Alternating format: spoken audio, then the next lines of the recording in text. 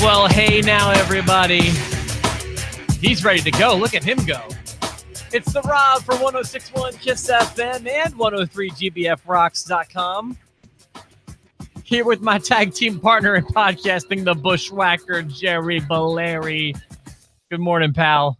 I started dancing and then I turned into a bushwhacker. Hot damn, pal. It's SummerSlam, pal. Let's do it, pal. All right, let's get started. So, man, I am excited for this episode because I feel like I can't remember. I mean, I know we've had some like this in the past, but this is just a roll of the dice with some of these results with me. I have 4 scratched out already that I had to rewrite because I'm a flip-flopping son of a gun. We're so excited that we didn't put it on YouTube, but Rob and I did an hour-long kickoff show for this podcast. That's right.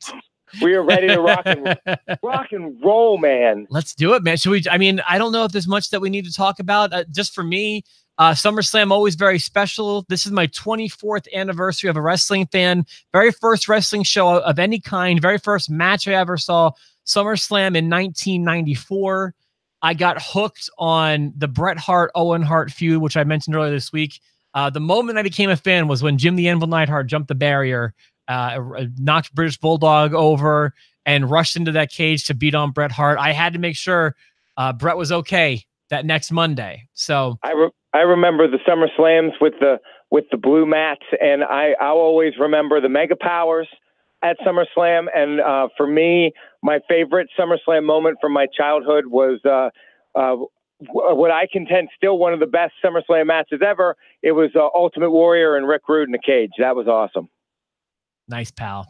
In the blue cage, pal. Let's you muted yourself, right? I think I'm muted. I feel like I should. We're shot out of a cannon. We start with I have 1, 2, 3, 4, 5, 6, 7, 8, 9, 10, 11, 12, 13. I have 13 matches and a special appearance. Are you with me on that? I don't have a special appearance, but I've got 13 matches. Well, I guess Elias has a special performance.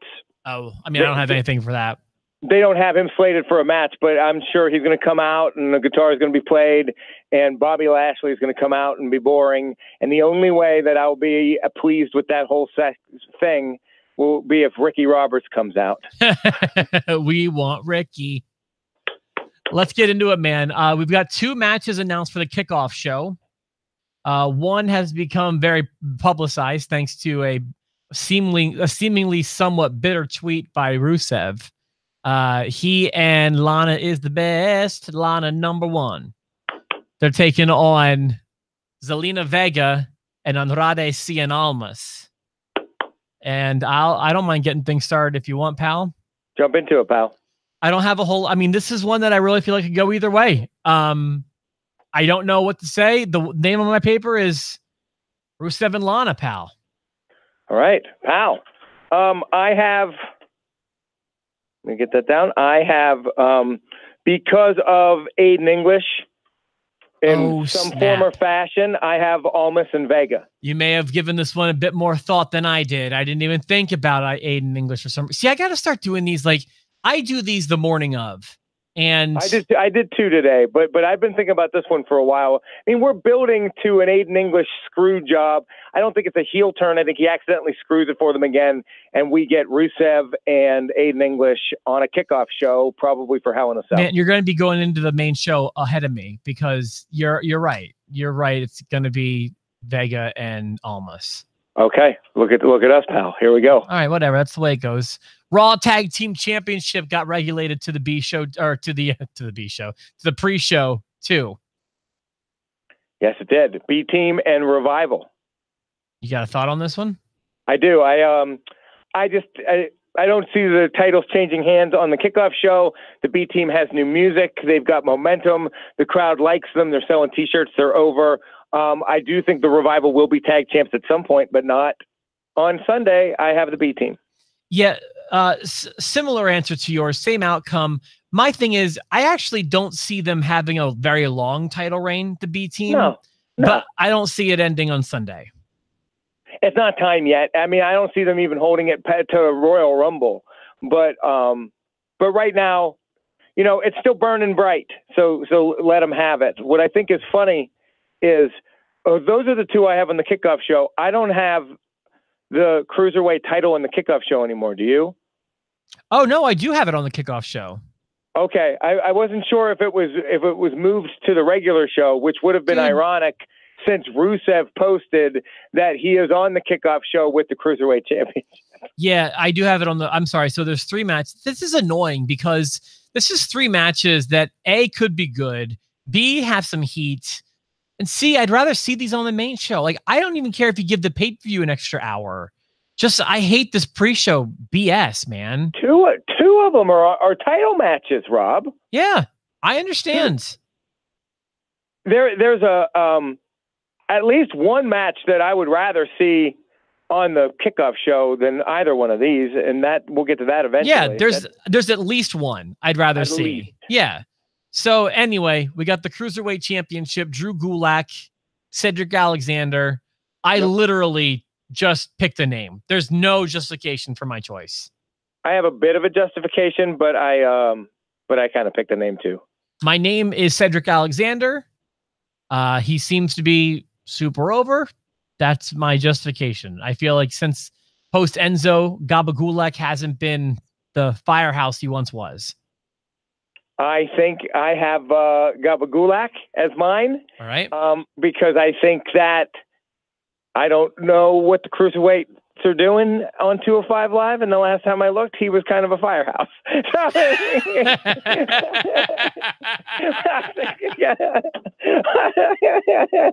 Well, maybe that will get me my win back because I'm losing the Rusev one. Maybe. Or I could be going into the SummerSlam pay-per-view, the main show, with 2 down, pal.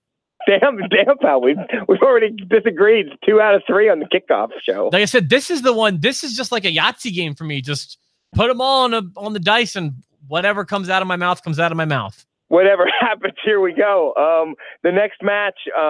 Now we're to the main card, right? Mm-hmm. Okay. Why don't we start with the U.S. title? Shinsuke Nakamura versus Jeff Hardy. I thought for sure this would be a triple threat, but it's not. No, it's not. It's 1-on-1. 1-on-1. You want me to go, pal? Whatever you want. My answer's I'm not exciting, but go ahead. I have Shinsuke Nakamura. I mean, I see Randy Orton getting involved. I see Randy Orton and Jeff Hardy having a Hell in a Cell match in a cell. That would be pretty great, I think. Shinsuke Nakamura is going to go a different direction. Nakamura wins it. Yeah, I can see maybe Randy Orton sliding into the ring and doing his finishing move, which is asking people to shake his hand. So I can see him, just maybe appearing from under the ring and just asking both of them to shake his hand. Smell my hand. Oh, just smell it. You know what, dude? What a disgusting human being if those allegations are true. That is just gross. It's so gross. That's a reality show I want, is the WWE writers room, because Bruce Pritchard pulled a gun in it once. You've got the writers getting harassed with Randy Orton's pecker hand. I mean, like, it's just amazing. Hashtag pecker hand. Hashtag pecker hand. Well, or just like a great show on like the grossest ribs, because they're all so many disgusting things. Did you hear the one about Mark Henry eating a turd sandwich? Oh my God, no. Yeah. Well, to quote Conrad, I'll give you 1, 2, 3 guesses as to who may have done it. Oh, X-Pac. You said it, pal. Wait. It's not his bag, it's bread. No, but there you can go to catering and you can, find little hoagies, I'm sure, or whatever. Yeah. And you can put a turd in one and give it to Mark. Take a crap in his bag. He's also taking craps allegedly in Sable's bag. You got Randy Orton asking to shake everybody's hand. I mean, just everyone's so disgusting in wrestling. It's just such a gross industry. Gross. Who do you have in this match? I once saw, I mean, radio's no better. I once saw a guy wipe his butthole on a microphone and like his ball sweat all over the microphone in the studio. I was like, dude, people use that microphone. That's a disgusting rib. Who would do such a thing? Let's move on. They had it coming. Okay, so who do you have in the match, pal? I told Nakamura. Okay, you didn't say Nakamura. You just said that you thought that Randy Orton was going to get involved with us, and then we got distracted. I don't know why. Yeah, I've got Nakamura winning also. Okay, now we have a match that I wouldn't mind seeing on the kickoff show. Carmella, our girl, versus Charlotte versus Becky Lynch in a very uninspired triple threat match. Yeah, it's been a weird build for this. And for some reason, I can't see anybody but Charlotte winning this. And we keep in mind, the rules for post-to-post predictions episodes are whoever leaves with the title is the winner of the match. Sure. I think they've got enough invested. I think that Carmella has established herself as a personality, and I think that they're now going to move the belt off of her and back on to put the focus on Charlotte. I think that when we get to Evolution pay-per-view, they want Charlotte to be the champion, and this is it. This is the time. It could be against Carmella because Becky might be the one that gets pinned. It may move forward the whole Becky Lynch Charlotte thing, but either way, I have Charlotte as well. Just plain and simple, Charlotte's going to win this thing. Okay. And what's next? Next, one I'm really looking forward to. I don't know what direction they're going to go with, if they're going to give us a good resolution or if we're going to keep on moving down the road to a WrestleMania build, but I have Daniel Bryan versus The Miz. Surprised you're going with this one next. I have it. This is the order I got it on the website. All right. This one was probably the hardest for me to predict, although there was another one that was really tough for me too. There were a couple others that were harder for me, but this one was tough too. I mean, this one I went back and forth all week on this one, and the whole time during SmackDown when they're showing those promos, which again I can't give enough credit to. A+. Yeah, those are great videos. Promos. Good. I kept going back and forth. I didn't know who I was going to go with. All right. You want to tell us who you did go with? I finally settled on Mike Mizanin.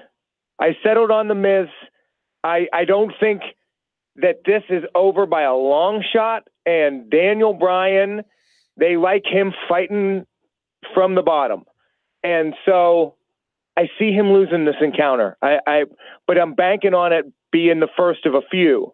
If it's not, it would be Daniel Bryan that wins it because he's going to come out on top at the end of this thing. But I have The Miz winning this week. So it was so weird. I don't know why. In the shower this morning, I was thinking about the show and this match in particular, and I was like, okay, you know what? I'm deciding right in here, right now, I think Daniel Bryan's going to win on Sunday.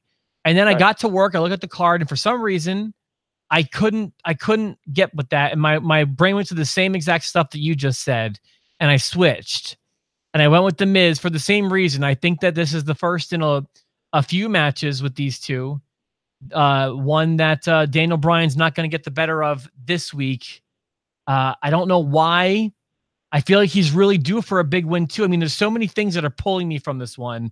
I feel very unconfident or inconfident or whatever the word is. I don't feel good about it. Because Daniel Bryan's been losing quite a bit. Yeah, I mean, he beat Cass, but that's not anything to hang your hat on. And then with the whole the Hell No, that kind of came and went quickly, and he didn't win the last pay-per-view. I don't know. Daniel Bryan, you're right, is due for one. I just don't see it. It's not time. Miz needs to win this one, I think. Yeah, I feel like they want to keep that heat on him going for whenever the big win is. But I mean, it's also SummerSlam. It's the number 2 show of the year. Like, this might be the payoff for them. I don't know. I'm really feeling wishy-washy on this one. But if they could find a way to just keep slow burning and give Bryan the real win at WrestleMania, but that's so far away. I don't know how they write that. They can somehow do it at the biggest show of the year, Evolution, which is only 2 months away. I thought you were going to say the greatest Royal Rumble, and I was going to disconnect. Disconnect. All right, what do you have next? Next, this is definitely kickoff show material. For God's sake, I know where you're going. Spend more than 30 seconds on this. Finn Balor versus Baron Corbin. So last time we did a predictions episode, I picked Baron Corbin just for some reason, knowing I was wrong. I knew I was wrong, and I'm having these same kind of chills again. And like, I'm really feeling like I'm going to lose my lock this month. Everything I feel bad. I feel bad on all my predictions. I'm doubling down though on Corbin, and Maybe just because now at least he's getting the win back. But I'm like, Finn makes so much more sense. I feel like they've got more invested in Finn. As little as they believe in Finn, I still feel like they believe in Finn more than Baron. But I'm doubling down and saying again, Baron Corbin will get the victory.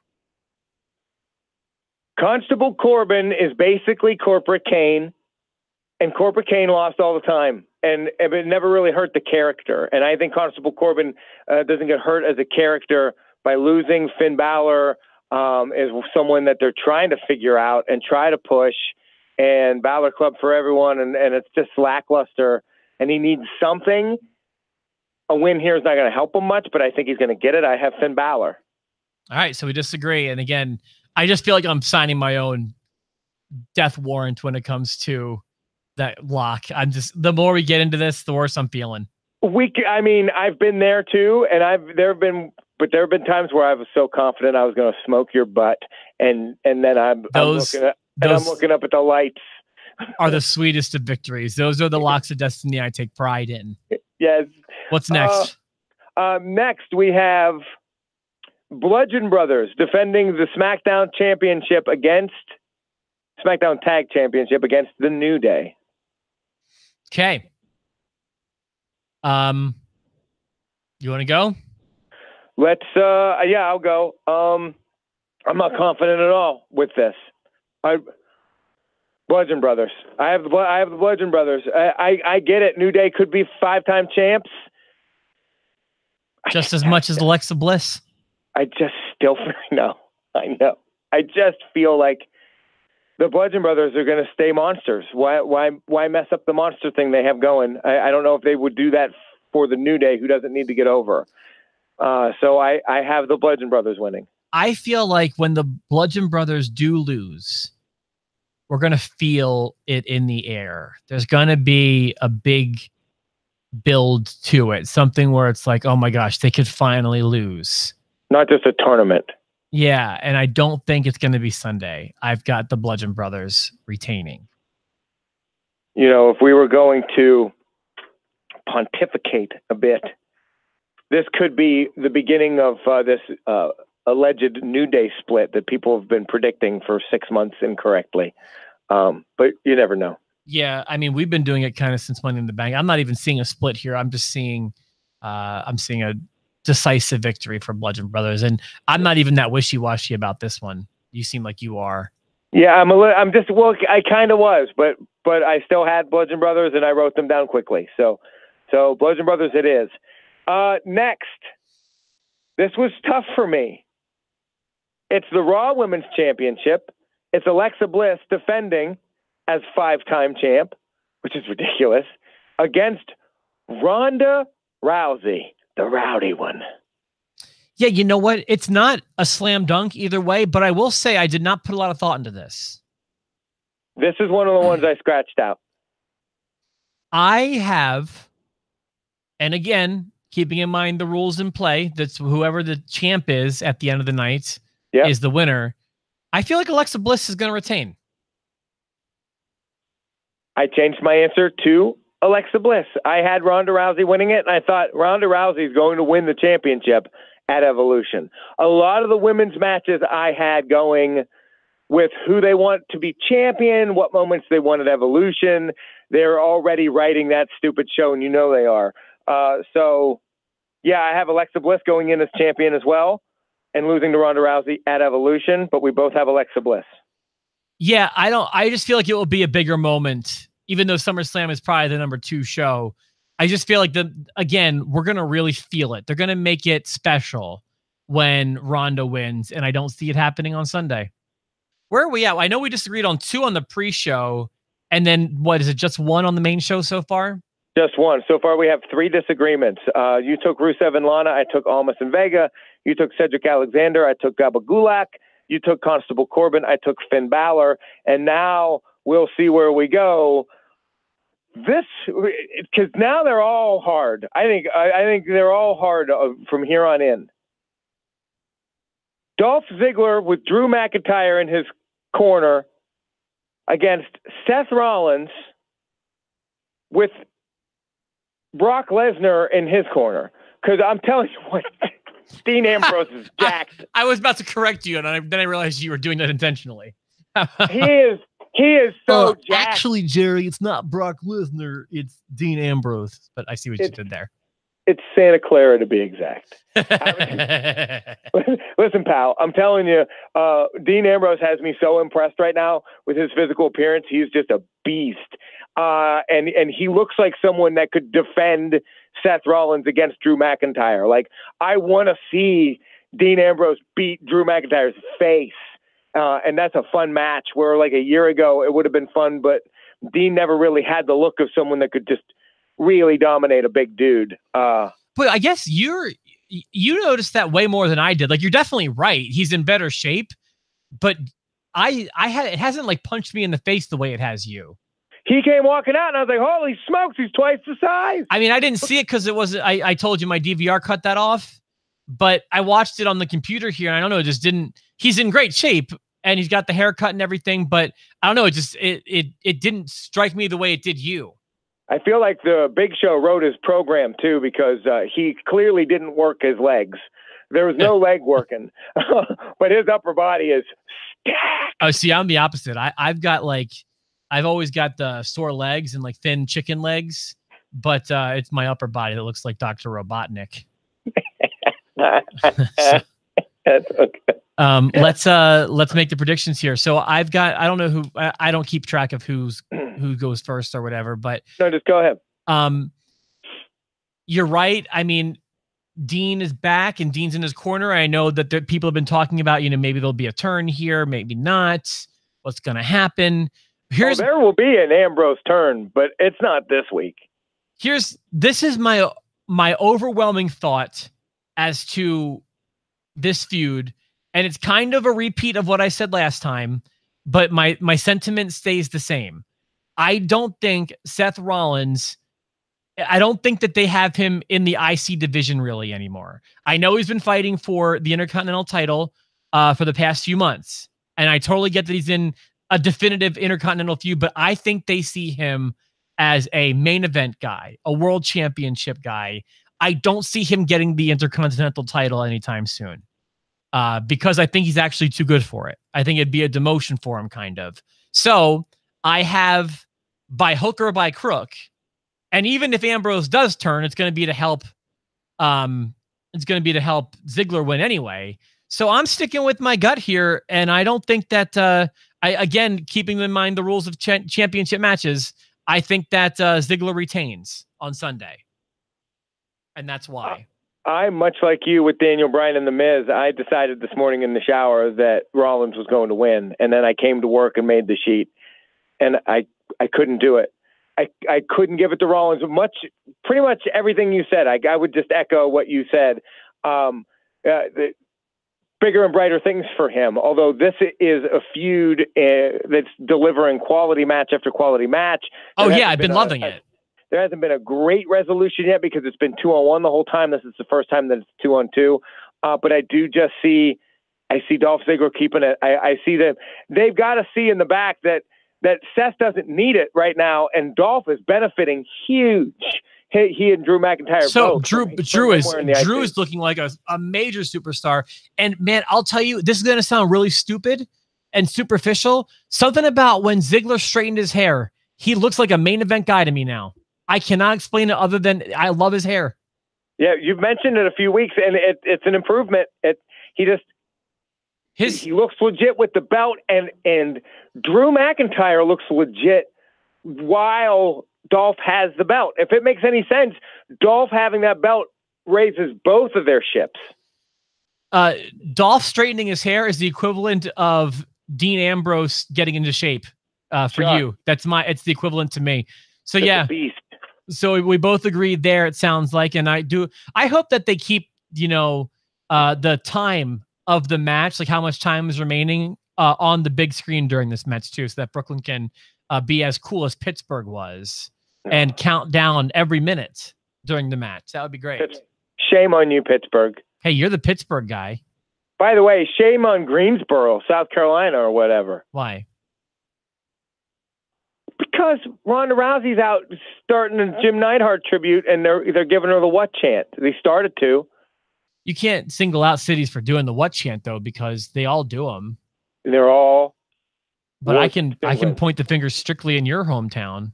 Oh yeah, listen, I already told you Pittsburgh should be ashamed of themselves, and they shouldn't get a show again for 5 years. Freaking hate blackball their ass. Okay, so boy, let's just let's do the SmackDown Championship, shall we? Sure. I mean, we all know what the main event is. I don't think anyone's arguing what the last match on SummerSlam is going to be, right? We know what the last match is. Okay. The last match is Brock and Reigns. We'll just start with AJ Styles versus Samoa Joe. Do we only have? Is it only the 2 matches left? Nope, there's a third. We'll get to that. Okay. AJ Styles versus Samoa Joe. AJ defending. He's the longest reigning SmackDown champion ever. It's been a great feud thus far. I think everyone seems to agree on that. I haven't seen anyone in the post show complain about the build for this. Although, did you see the WWE.com exclusive that happened after SmackDown? I saw it last night. Do you think I saw it, Jer? I think you didn't see it, and I think that this is a big problem for the WWE because you and I both mentioned that it seemed abrupt and that it ended a little weird and in an awkward way.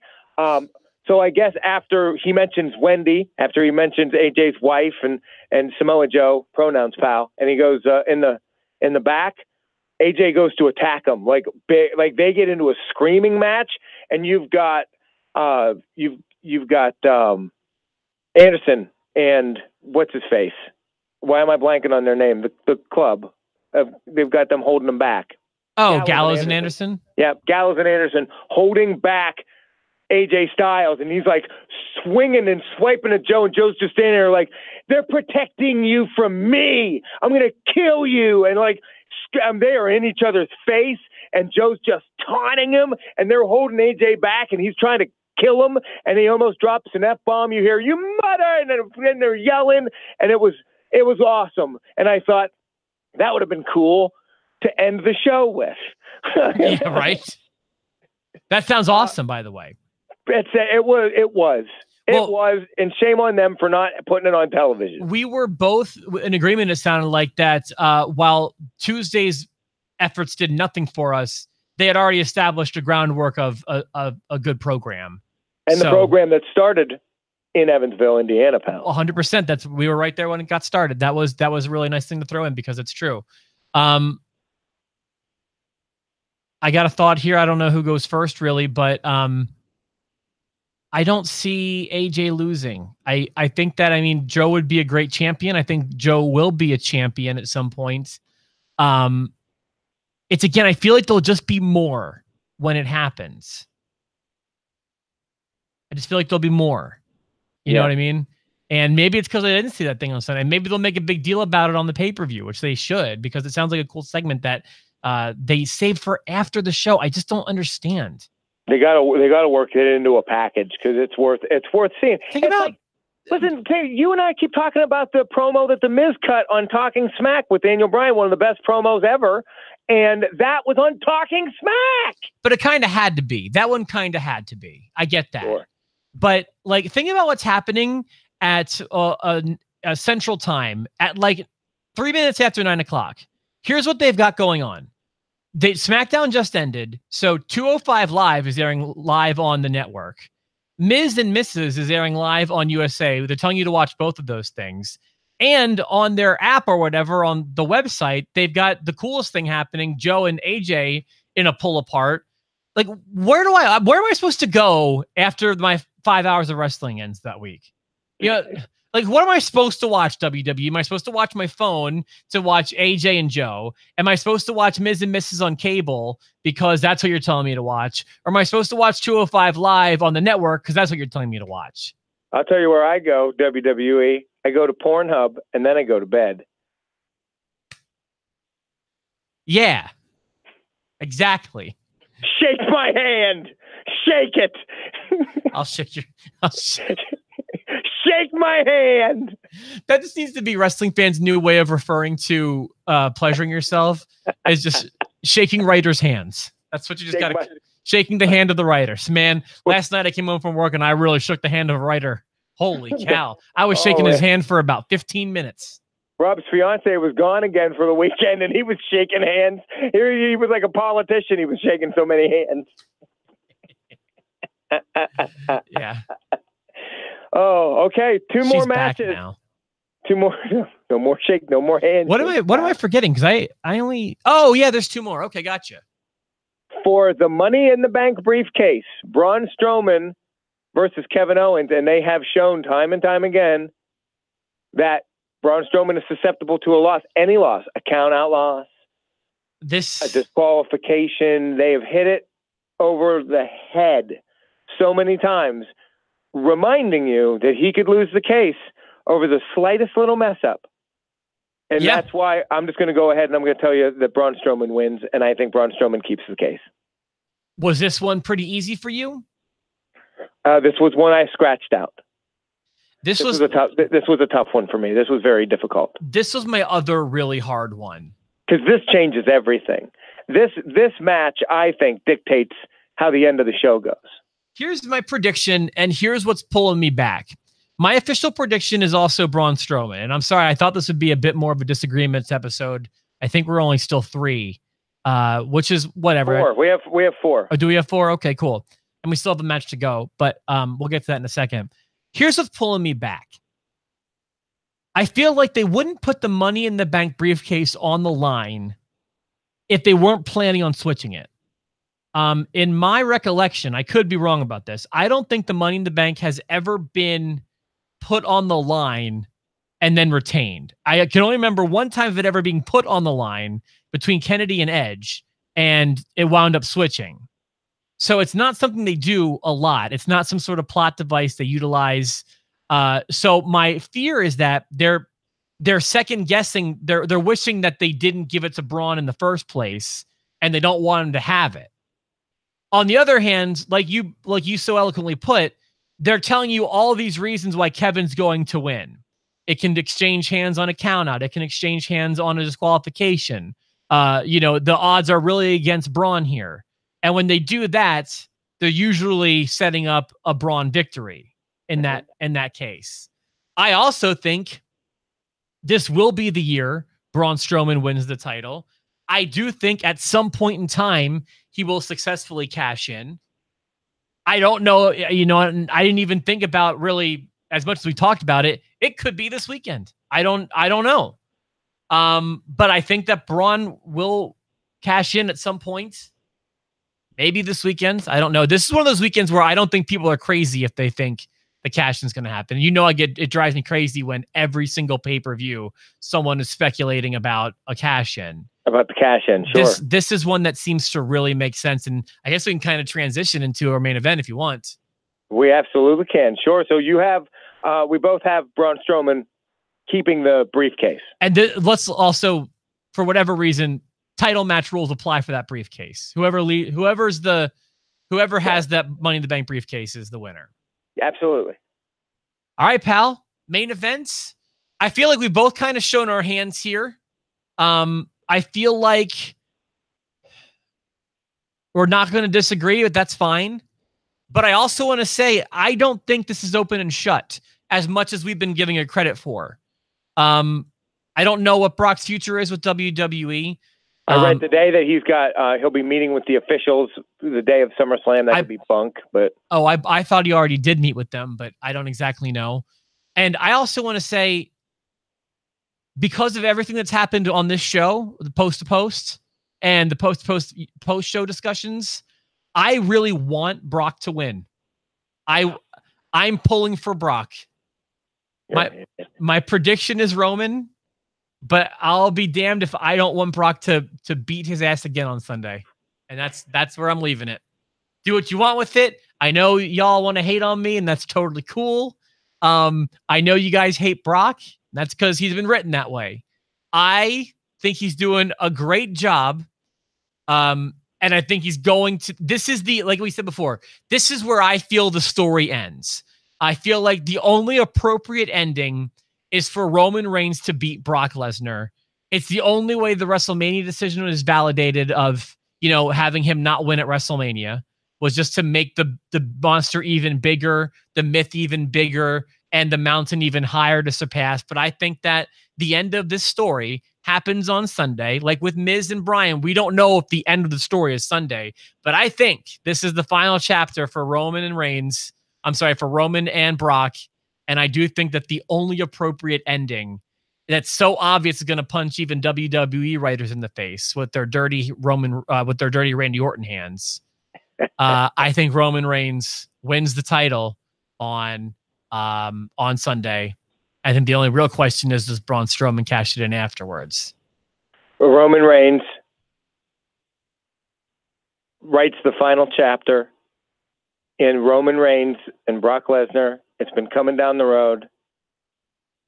Roman Reigns finally conquers the beast. However, it's who leaves with the title that we pick. 100%. I wrote Braun Strowman. Okay, that's why I had such a hard time with Braun Strowman and Owens, and I didn't know who I wanted, but I have Braun Strowman leaving with the title, so I wrote Strowman in that box. Now, if you're going to make me pick between Roman Reigns and Brock Lesnar, I have a name there too. We've had this happen in the past, and this is the way we've done it.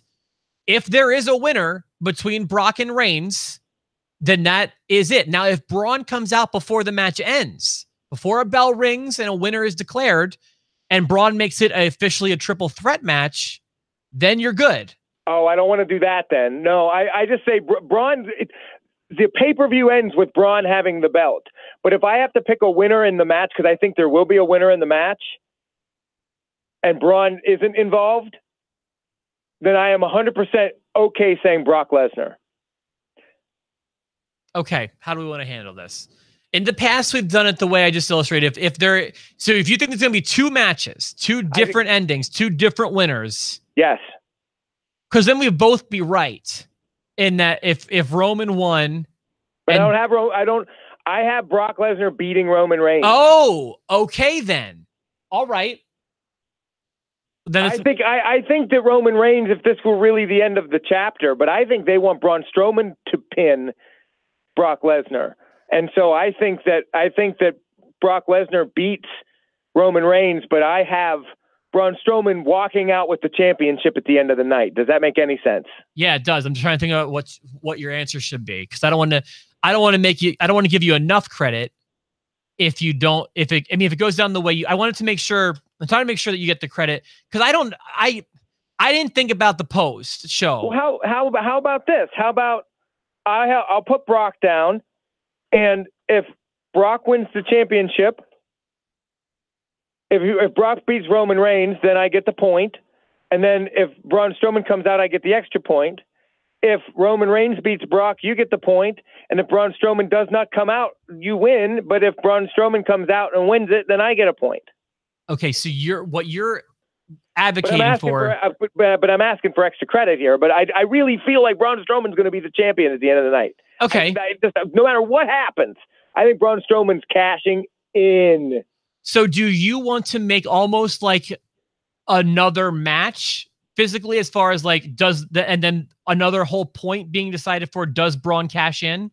And I'll tell you right now, if Brock Lesnar walks out first, and I doubt it'll happen, but if he comes out first, I wouldn't be shocked if Braun Strowman cashed in before the match and just said, "I want you first," beats him, and then fights Reigns. I don't know. I don't know, man. It's SummerSlam. Right. I had a hard time. Here's what I think we should do. I think we should do the card we have presented. I don't think we should add any matches.